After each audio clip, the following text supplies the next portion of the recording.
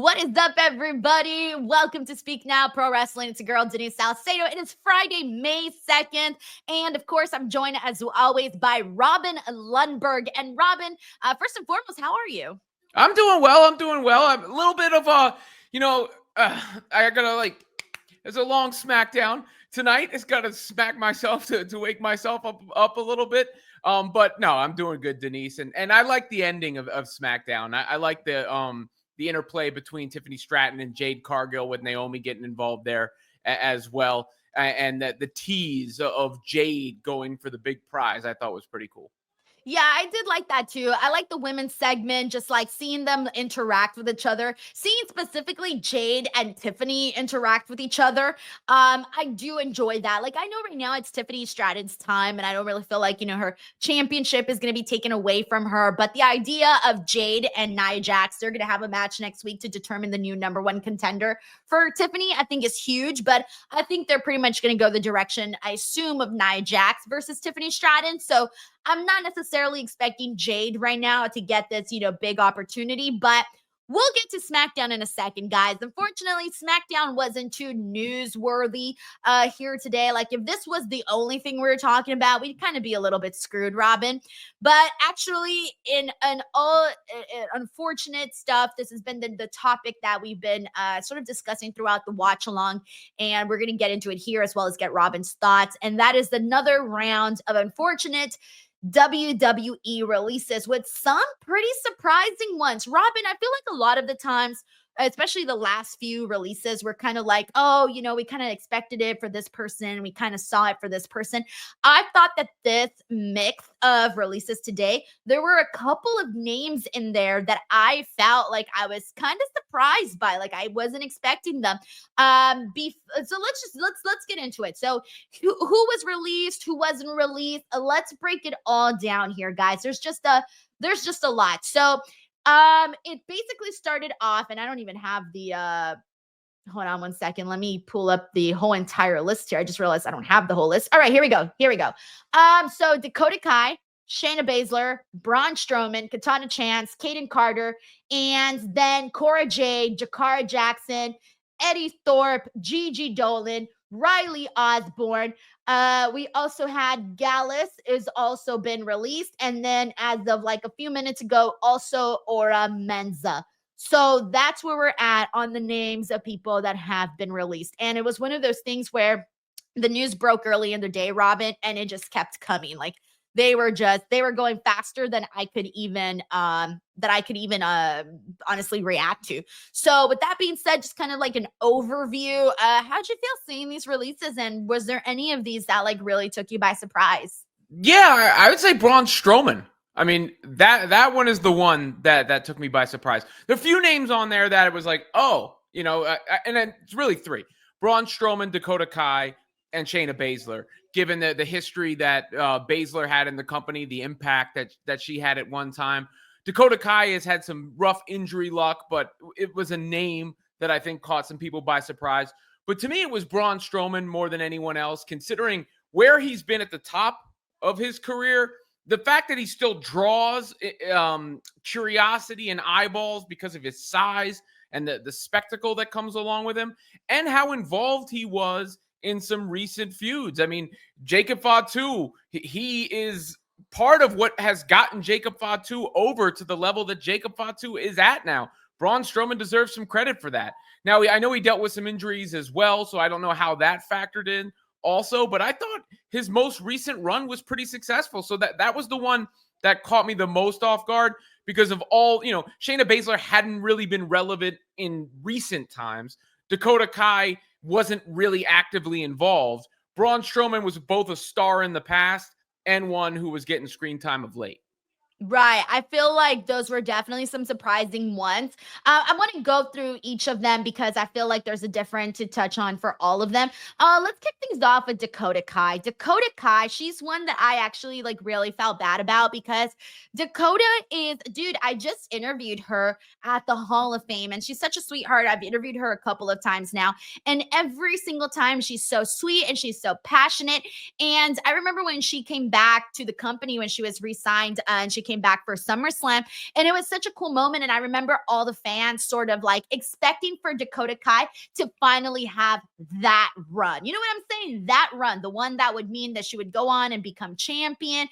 People wanted to see Dakota Kai win the Women's Intercontinental Championship tournament right before Lyra won, when they were working to crown the inaugural Intercontinental Championship. So a lot of people were really behind her. You know, unfortunately, she had some injuries, but she overcame them. She was on TV even when she was injured, when she was part of the Damage Control storyline. She was a big piece in that because she was friends with Bayley, but also double timing her. And it was just, you know, a lot that happened there. So I feel like Dakota Kai has always been someone that you've just sort of been like waiting around to see when she was going to become like a main cast character, right? Like your Becky Lynch's, your Liv Morgan's, you know, one of those people's like on that level. And I just kind of feel like she was sort of, you know, waiting for that moment to happen. Yeah, I mean, and didn't she recently express some discontent about not being Yeah. yeah, involved, and said she wasn't injured, which is a key point, you know, of reference, because she did have the injury. So I don't know how, you know, again, like I said with Braun, injuries are it sucks because they're not in your control. No one's out there trying to get injured, but it is also a bottom line business. And if you're not available, you're not providing that much value to the company. So I don't know how those things factor into these decisions exactly, when they're saying, you know, what you might bring in, what you might bring in the future, and what your worth is right now. Yeah, no, you're right. I don't know, because to me, I guess the way that I see it is like, if you come back from injury and you get back out there and you're working and you're hustling and you're doing the thing, I feel like the injury shouldn't even be like a topic anymore, right? Like it should be whatever you're doing at that point in time. At least that's the way that I see it. So that's why, like, Dakota Kai was back. She wasn't injured. She was, you know, just, I guess, waiting for the opportunity. Now with Shayna Baszler, she's the next person I want to get into. So Shayna Baszler, like you said earlier, she is somebody that has been with the company for several years, and she's kind of been in a bunch of different positions, right? She's been a tag team champion, you name it. Shayna Baszler has kind of done a lot. But as of most recent, she was part of the Pure Fusion Collective. And the thing with that, unfortunately, was the group, even though it had potential, the name was so bad that like it just couldn't climb up the mountain. Like it just got stuck. It was almost dead before it even started. And once they decided not to renew Sonia's contract, I'm like, all right, I don't think PFC is going to continue. And now that Shayna's done, now it's just Zoe left. And I think Zoe, hopefully she gets to stick around. She's a great wrestler. But yeah, this kind of felt like, to me, it felt like they kind of felt, I'm assuming that they saw Shayna as like somebody that they've already done just about what they could with. That's my assumption.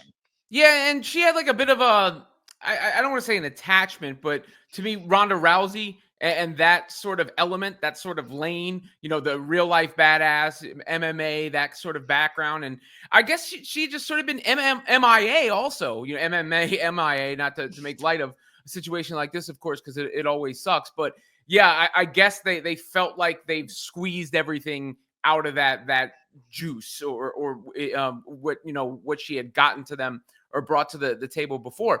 But she does have a presence. You know, she does have an on-screen presence. You do feel like, you know, afraid of her in a sense when she mean mugs, all that stuff, which is translatable. So when you look at the landscape, and depends on what people plan to do in the future, but if you're another company and you think, okay, who might pop a crowd when they show up? Who might, you know, make people take us even more seriously if they're a part of what we're doing? She falls into that category, because I feel like if Shayna Baszler shows up somewhere else, we might be talking about that, right? You know, so that is the best thing I could say for her going forward.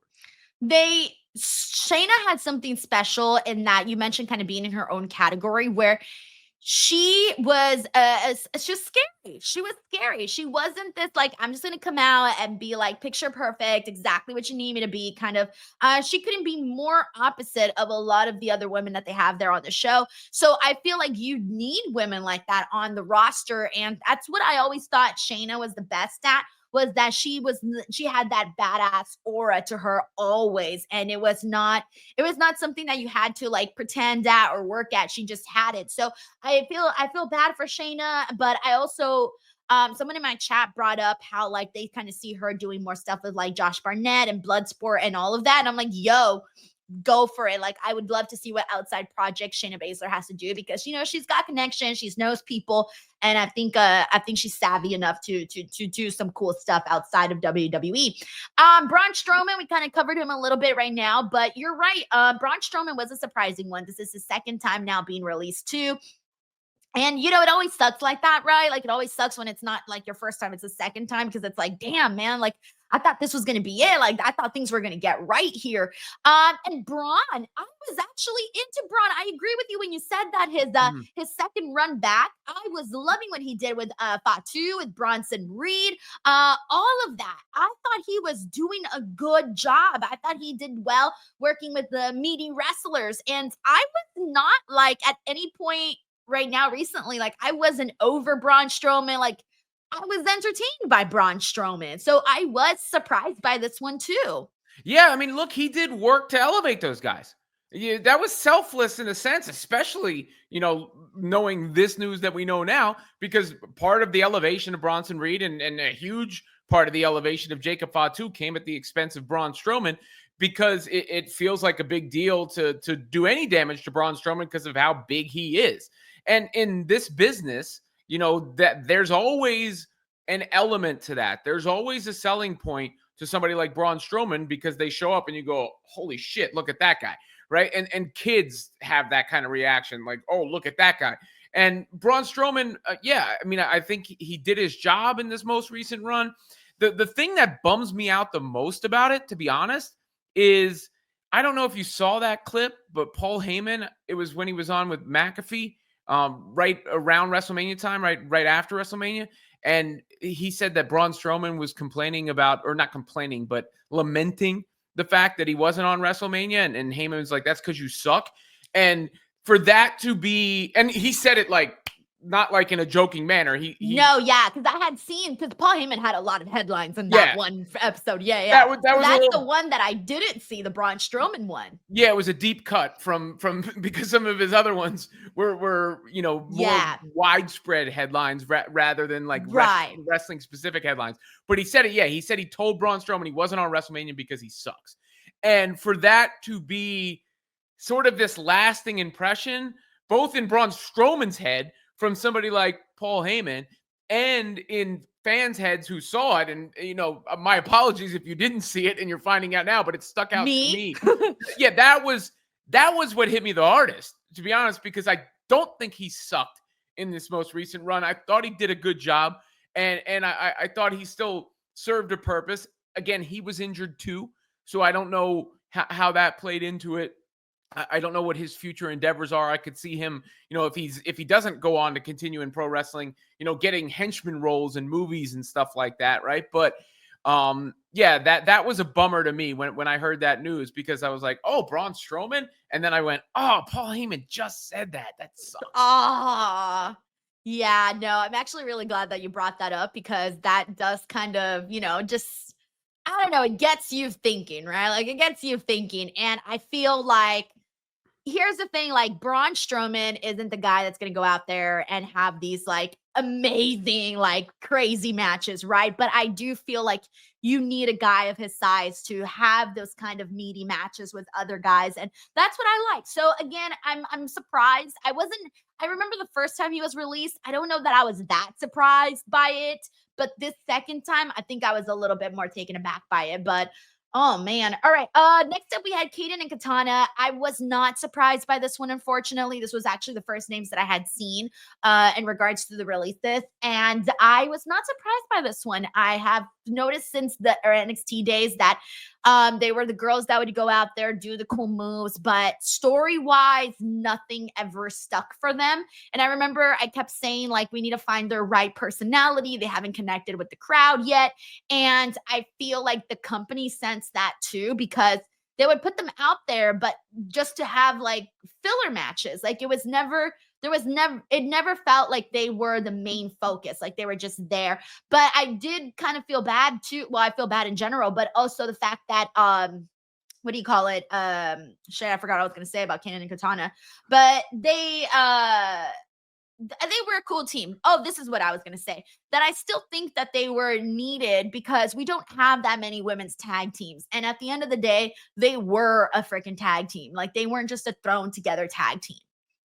Yeah, I mean, look, Denise, the truth of the matter is when we're talking about these things, every now and again there'll be a name that catches you off guard, and we just touched on that with what I was saying about Braun Strowman. But even in the grand scheme of what the WWE was doing, Braun Strowman wasn't heavily involved. He was involved in the Jacob Fatu thing and pretty big role there, but he wasn't on the WrestleMania card.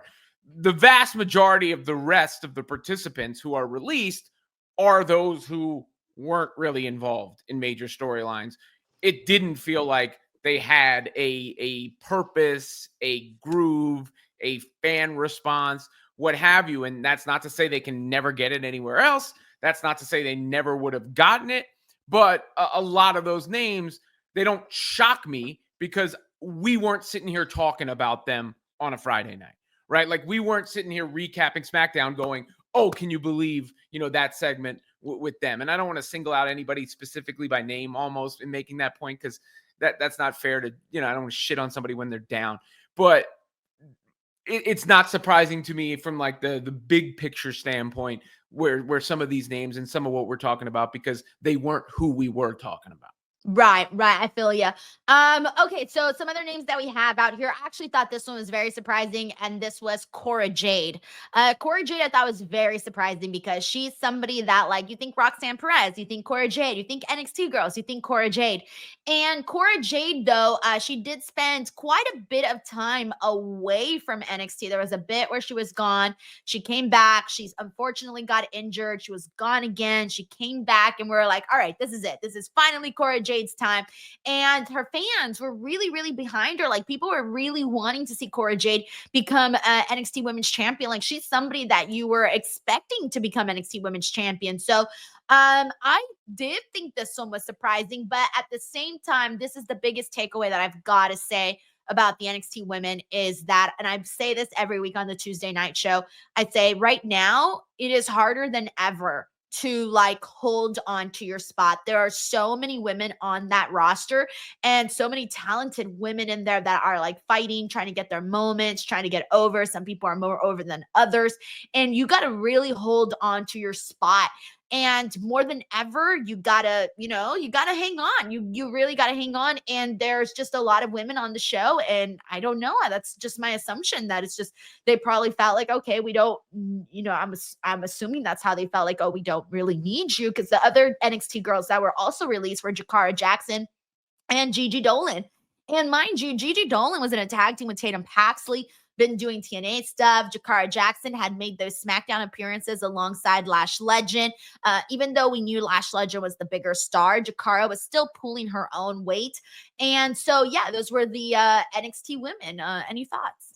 Well, yeah, I mean, my thought is with the NXT in a cut like that, it does catch you a little bit off guard because that's homegrown talent in the sense.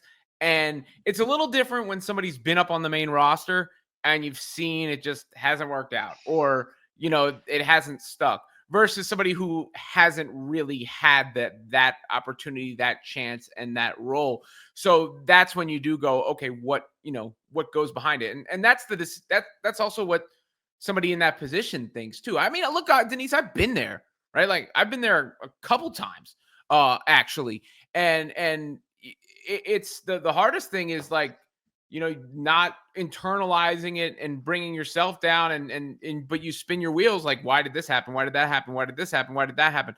And that's what we're kind of doing for people right now. But I do think when an NXT release happens like that's what strikes me the most is it's not somebody who, okay, we saw it. It wasn't popping, but when it happened before, it has the chance to ever pop. And yeah, to your point, it's a deep roster. I mean, when we started the show, When I signed on, I said my favorite part of SmackDown was the end with the women. And that's not an exact parallel to obviously her situation, but it is a commentary on the breadth of talent there, because there was a lot of women involved in the ring in that match. There's a lot of women who have come from NXT to go on to be huge stars in WWE. There's a lot of women still in the NXT division. So there's only so many spots, and these companies look at the bottom line, and some of these decisions are, okay, this is a salary versus this is what we're getting. I don't know what everybody's making, whatever, but that's part of that decision. Some of it, like I said, is injury. This person's been injured, or since they came back from an injury, we haven't quite seen them ever get their form again. Some of it's just beholden to the decision maker who just doesn't see it in a certain person versus another person. But that's what surprises me the most about somebody NXT related, is they didn't get that next chance. Yeah, because it's like, it 100% echoed what you said. Because other people, you can say, okay, well, they were on the main roster, they had their chance. But NXT people, it's just like, okay, well, that's the developmental area. Like, that's where you go to learn. That's where you go to make the mistakes, right? Like, if you make a mistake, you better make it here. Don't be making it on the main roster. So it is a different type of, okay, well, what factored into it? With that being said, some other NXT names, Eddie Thorpe, Riley Osborne on the men's side, and I mentioned Gallus as well, and Ora Menza as of late. So with the men on NXT, it's a little bit of a different situation where they don't have that many men. And so I'm like, they can use what they've got. But I was very surprised. I think the one I was most surprised about for the guys was Riley Osborne, because Riley Osborne, I thought he did a fine job on the show, and I thought he was very entertaining to watch wrestle. I actually thought he was a good wrestler, and I was excited to see what was going to happen. He had a really good look, and that was it, right? So I was actually thinking, okay, if anybody is going to, eventually become something on this show, it's probably going to be Riley Osborne, and I couldn't have been more wrong by that, apparently, from the looks of it. So I was very sad to see his name on there too. So that's where we're at as of right now, and who's been released and all of that. We do have some super chats, so let's go ahead. And just a heads up, guys, the NXT releases, they do have a 30-day non-compete. And then the main roster the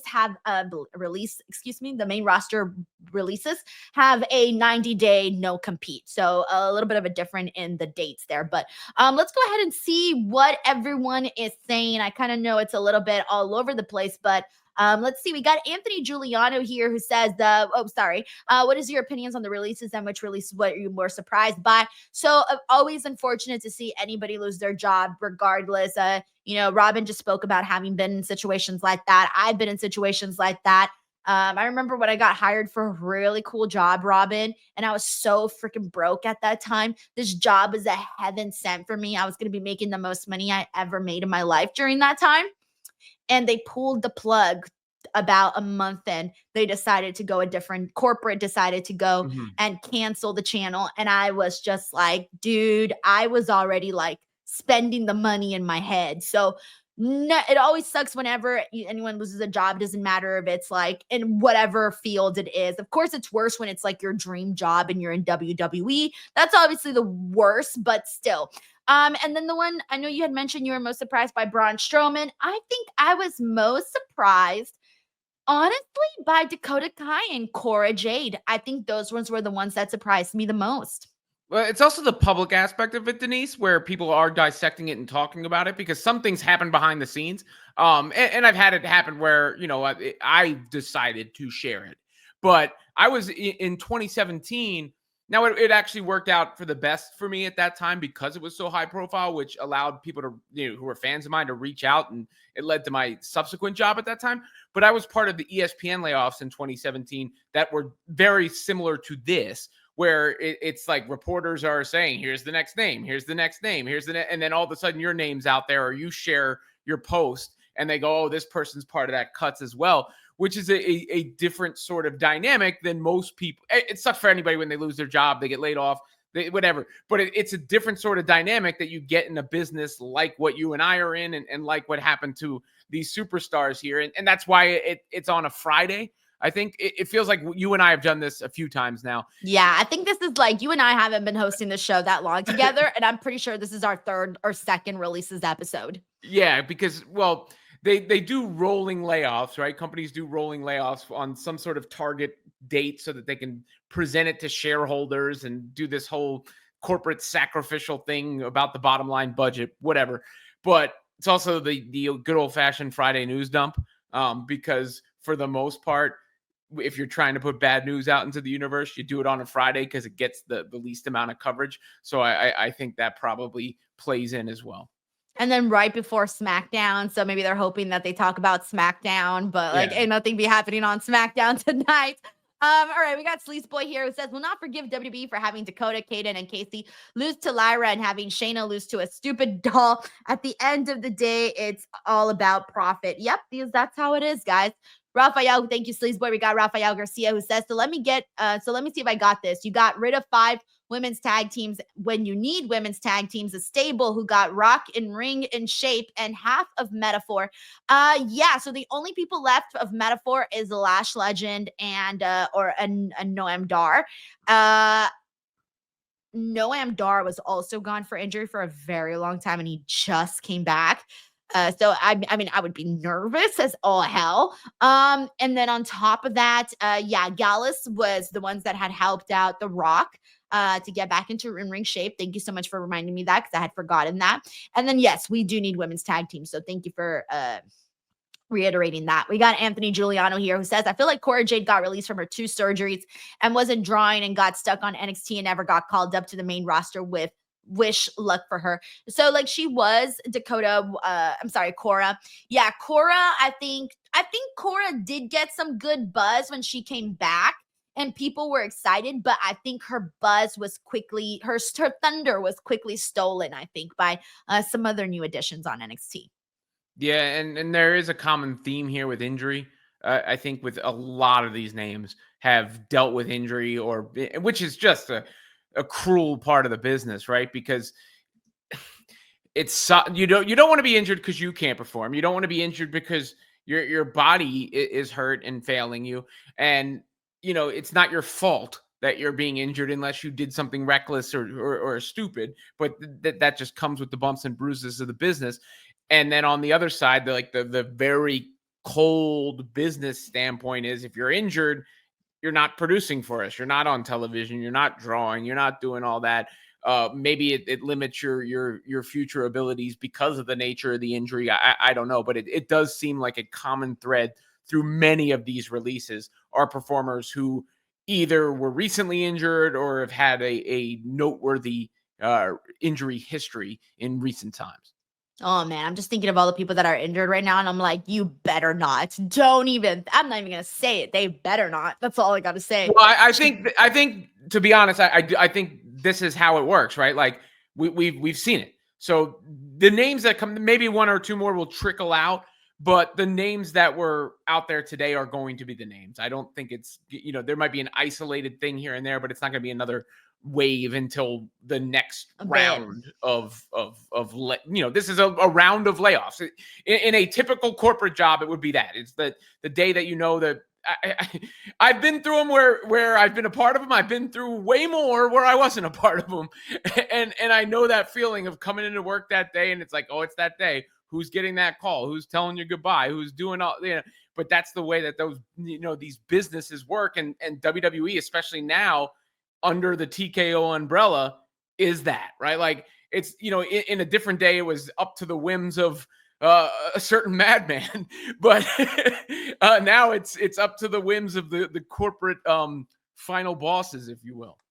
Yeah, well said. We got Sheldon Jackson here who says at this point when WWE announces an Australian show, you kind of have to hold your breath and assume that WWE releases are coming. So that was something that Sheldon brought up, that the last time they announced the Australian show in 2023, I think he said it was, they had a ton of releases. And yeah, that was definitely something that's going to make me nervous for sure. Thank you, Sheldon. We got Nice Podcast Stupid who says Cora Jade is the only release who puts butts in seats. It's I don't know. It's hard to say, guys. You'd be surprised. People like different people, but yeah, Cora Jade was definitely a surprising one for sure. Bob Ross Jr. says, I just took a shower and a nap. Did any other releases happen? No, the last ones that came in were Gallus and Oramenza. And Oramenza was in like the last hour or so, and Gallus was in like the last 3 hours or 2 hours or so. We got Sucho here who says, sucks that they lost their job, but I'm glad the wrestling industry is a better place than a couple of years ago. AEW, TNA, GCW, etc. They have no problem finding work. Yeah, that was one of the things that I mentioned right off the bat, is that having these other places to work is a godsend for so many people, because imagine not having any place else. Like, what are you going to do? You're going to go work you can go work the indies, great, but that's not for everybody. Not everybody wants to go and work that kind of, have that kind of lifestyle. And then what do? Go find a different career? No, like, now there's more options and there's more places where you can at least have a better chance of, making it. Yeah, look at and there that is a great thing. Certainly more opportunity to do that, and then because there's more of that, there's more opportunity to cover that as well. Like what happens when athletes age out of their positions? They oftentimes go into broadcasting. Hell, didn't you and I are doing Busted Open tomorrow, right? We have literally talked about people who have been released who are now a part of that program, right? Like, so that is a, it's not even just that you can go and latch on with one of these companies. It's also because there are so many companies, and because the wrestling industry is so big right now, and because WWE is the juggernaut that it is right now, that there's also more opportunity for content creation and coverage and spin-off careers in doing that too. So you always hope everybody lands on their feet. Sometimes for people, it's different versions of what they were doing. Sometimes for people, it's the best thing that ever happened to them. You never know. But as far as the point made below, that it's a good one for a variety of reasons, both on the strength of the industry and the opportunity for, employment elsewhere within the industry. Steven Marchulli here says, Cora Jade getting cut is really surprising due to fan support. Yeah, man, I'm pretty sure a lot of her fans are really devastated because, again, she had the support from the fans. Very surprising. We got Action Rob here who says, Cora was killing it in GCW before NXT. I can see her showing up there and showing what she can do deathmatch-wise, and I feel Tony would like her. Yeah, she's super young. She's got a great look. She's talented. I think she would do good wherever she decides to go. TNA, AEW, GCW, whatever she decides to do, maybe a little bit of everything. Who knows? We got Anthony Giuliano here who says, everything I wanted to say and give my opinion. Robin did a great job putting a perspective on everything and hit all the points I was going to say. Thank you so much, Anthony. We got Sleaze Boy here who says, saw some of your worst WrestleMania of our era, and the worst WrestleMania is WrestleMania 44, where I 100% creative control and unethically booked the show. Sleaze Boy, I had no idea where you were going with this. I was like, what? I still don't quite understand. Well, he's already future planning his WrestleMania 44 booking. Okay. But yes, guys, please just go check out those videos. I'm still posting daily pro wrestling content. So please go back and check out the catalog of videos that I've already shared. We got JBX here who says, anyone that wasn't on there, you're surprised wasn't. Oh, I don't want to answer that because I don't want to even manifest the idea of anyone losing their job. That's just too sucky. So I don't want to even think that way. But JBX, thank you so much for sending in the super chat.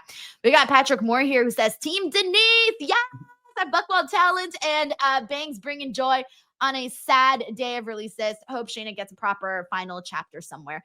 Yeah, Shayna's gonna kill it. She's gonna kill it. And also, thank you so much for the support, Patrick. I'm very excited about the news. And yeah, I'm my personal news, obviously, not the wrestling news. Not the wrestling news, two totally different You have your own wise man now? Is that kind of the deal? I got my own wise man finally. And it only took me, get this, Robin, 10 years. It only took me 10 years to make it happen. But yes, I'm very, very excited.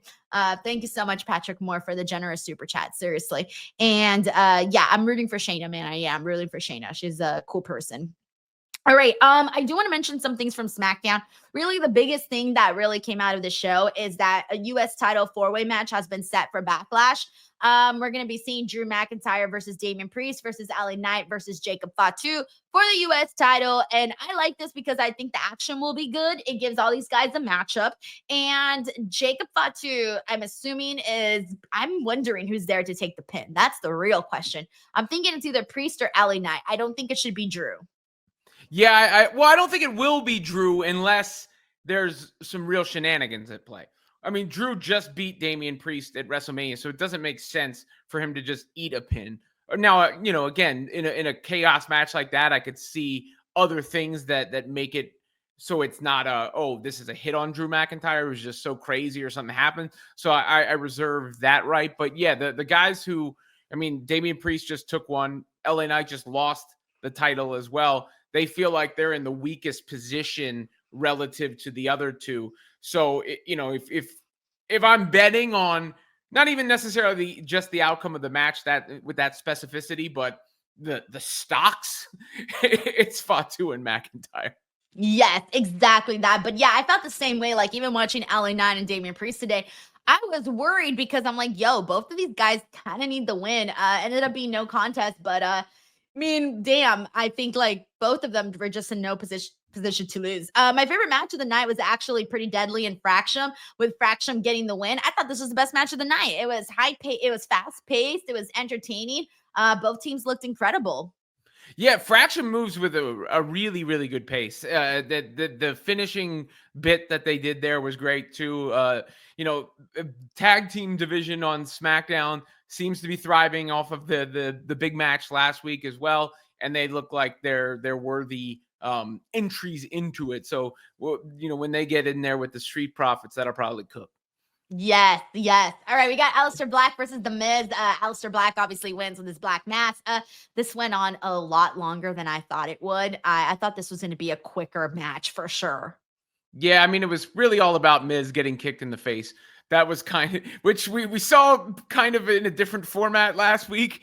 But yeah, this is an attempt to, make Aleister Black's arrival feel significant. And you know what? Credit the Miz for a second. Because this is a guy who's been a champion. This is a guy who I've seen do like in arena emceeing for others at events. This is a guy who I know runs the gamut of the interview circle before, they put him out there because he can talk. He was with R-Truth in that tag team. Now he's with Carmelo Hayes, trying to elevate him. So that is somebody who does the business, right? And does whatever the duty is at hand, because he sure don't, for a former, you forget what he was at his peak at one point. And he at least gives his all in all those performances. So I'm taking this moment to give a shout out to the Miz. He works hard. You cannot take that away from him. He works very, very hard. We got Zelina Vega versus Piper Niven. Zelina Vega got the victory over here with a little bit of a distraction there from Chelsea. This was a fun little matchup there. I didn't think it was bad. I actually like the way both Zelina and Piper look together. I don't really got any complaints or anything. Anything that stood out to you for this matchup, Robin? Not particularly. Not that much, I mean, huh? that's kind of my, that would be my review of SmackDown in general. Anything stood out for you? Not particularly. Not really, because like even the Randy segment, it wasn't bad at all, but he was kind of just stuck reiterating a lot of things that we already heard and saw. And one of my biggest things was like, this happens all the time in these John Cena feuds, because since he's not able to be there every week, he kind of leaves his opponent like out in the water, like looking for new material to talk about. This happened with Cody. We're seeing it with Randy, and I'm like, this was a good Randy promo, but was it anything super newsworthy? No, not really.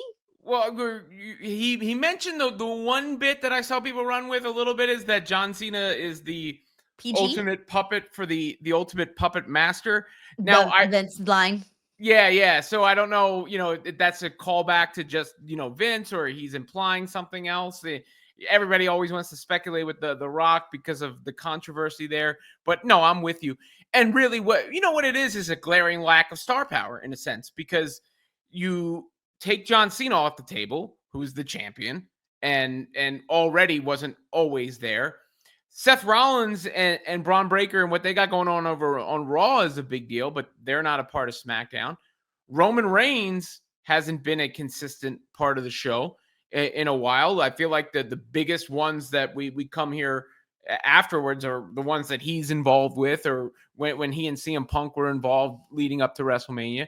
Cody Rhodes is absent after losing at WrestleMania. He hasn't been seen since, right? So that's a lot of star power to take off the table, and it's just hard to make that up until those guys are back, or some of them are back. It's just hard to make it up. You just ain't gonna have the same juice. It is what it is. No, and you're right, because we are missing like all those names that you just said. And I'm like, right now I'm good with like Cody, like, taking the time away. I want to have the opportunity to miss him a little bit more. So I do feel that way. And then, right now, who knows what's happening with Roman and CM Punk and all of that. But yeah, I just it is one of those things where, okay, heading into Backlash, like we're gonna need just a little bit more, I think, there between Randy and John. But then again, they're kind of just basing it off of like they're running off of the history, and they made sure to play the video packages and all of that. A match that I felt took way too long was actually Santos Escobar and Rey Fenix. I felt like they were stalling for time here. Some good moments in it, but I thought that it should have been trimmed down so much more. I don't know. Did this stand out to you at all? Not No, I particularly. know. There's my I was two. excited for my it, and then they kind review. of just like it was too slow. I don't know why they did such a slow match. Like that's not what I was expecting from Phoenix and Santos Escobar. Yeah, no, yeah, especially, and Rey Fenix is still relatively fresh. So yeah, not a great showing across the board there, I would say. No. And then in the main event, Tiffany Stratton and Jade Cargill found themselves defeating Nia Jax and Naomi. And then, of course, this is we're still going to try to figure out who is going to be Tiffany Stratton's opponent over for Backlash. It's either going to be Nia Jax or Jade Cargill. And then, of course, Naomi's still going after Jade Cargill and attacking her. What'd you think about this? This I liked. This was my favorite thing on the show, I would say. Just because I like the Tiffany Jade tease.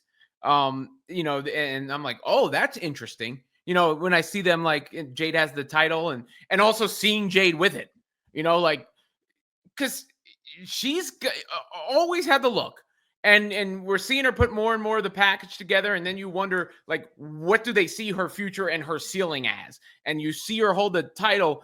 I don't know if she can do everything yet that goes along with holding that, but she sure damn looks good with it. And that's what I thought.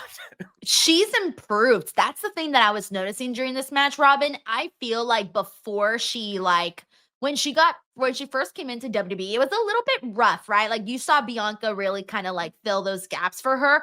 But now that we've been seeing her like on her own, do her own matches and whatnot, I feel like she's looking so much more confident in the ring. And I'm curious. I want to know like what she did during that time away when we were trying to figure out who threw her through the windshield, because to me, it feels like maybe she was off trying to, just get better. Whatever she's doing, it's working, and, keep doing it, because I am seeing a difference in Jade's in-ring performance and her comfortability as well as her confidence. And that's always really great to see. All right.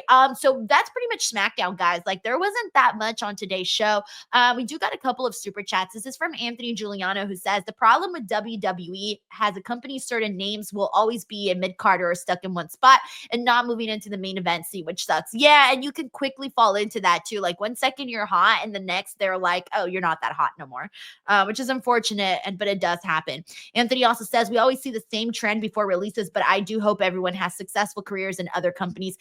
Exactly. And, some people we see continue on and do bigger and better things. Some people we don't really hear from. And it's just the nature of the game, I guess, whatever you can do, whatever the best you can make of whatever situation you're in. And then some people, maybe they just don't want to stay in the wrestling world anymore. So who knows? And it's just a thing that we've kind of gotten used to now.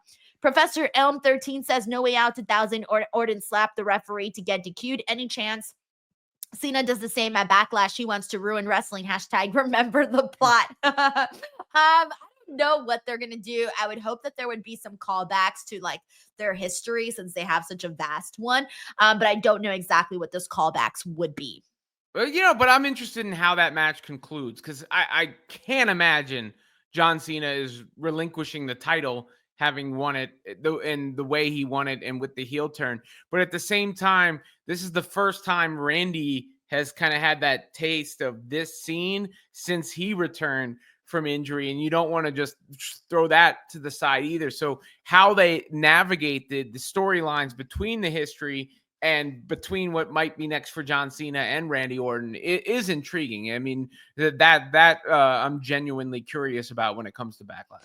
Yeah, me too, because I've been sitting here going like, damn, I'm really interested in Randy Orton getting that title back. But at the same time, I know John Cena's not going to lose it after just having won it.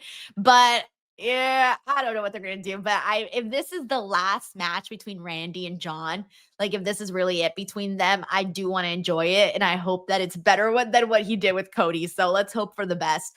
We got Anthony Giuliano here who says, do you guys think Randy Orton will break Cena's record before his career is over? He has that chance. He really does have the chance of making it happen. But I don't know, man. Obviously, he's a little bit older. There's more people coming up the pipeline. So it is tougher. It's doable, but it's tougher. Yeah, I don't think so. It's just too many. I mean, if we were to say like he would do it one more time, maybe. What does he need? 3, 4? Probably, yeah. Yeah. You know which record I do think he'll be? I do think he'll beat Triple H's WrestleMania record.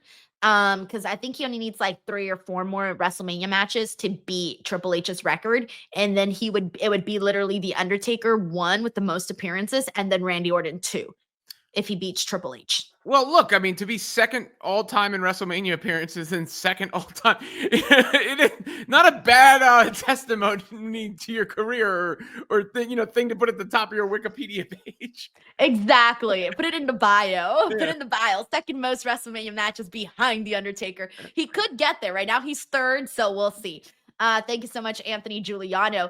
Alrighty, guys. Well, there you have it. That was our show for today. A little bit different than what Robin and I normally do. We usually focus a lot more on SmackDown, but today was just a different ball game. With that being said, before we wrap things up, I do want to remind everybody that each and every single day I'm dropping pro wrestling content that even includes Saturdays and Sundays. So keep an eye out here on the channel. If you're bored one day and you're like, I don't know what to do, chances are I'll have some new videos for you guys to check out, so you guys can do that. Also, I do also want to tell you guys that my podcast, I know some people don't like to watch video podcasts. They like to listen to audio podcasts. So I am available. You can listen to all of the shows on Spotify, Apple Podcasts, and pretty much every single podcast platform there is. Please go and follow those. If you do follow those pages, screenshot it, send it to me, tag me. I'll make sure to retweet you guys and show you guys some love for showing me some love and the podcast some loves, because I am trying to boost the visibility of those podcasts as well, get them to the YouTube levels. Other than that, Robin, please take the floor and let the people know what you're working on. Yeah, you can find me over on YouTube as well, Robin Lundberg channel there. Follow me on X. I promote all my stuff there as well. And you and I will be back doing this tomorrow morning on Busted Open, right? Tomorrow, join Robin and I will be on the air, baby. It'll be a good time. Alrighty, guys, have an awesome weekend. Bye, everyone. Take care. Eat.